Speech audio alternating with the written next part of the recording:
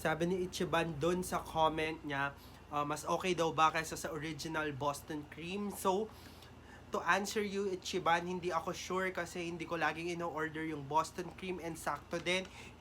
Di pa siya, I mean, hindi ko pa siya nata-try for the ranking every Dunkin Donut. Kaya for today's video, ang ito-try natin is yung Boston Cream ng Dunkin. Natin ito siya.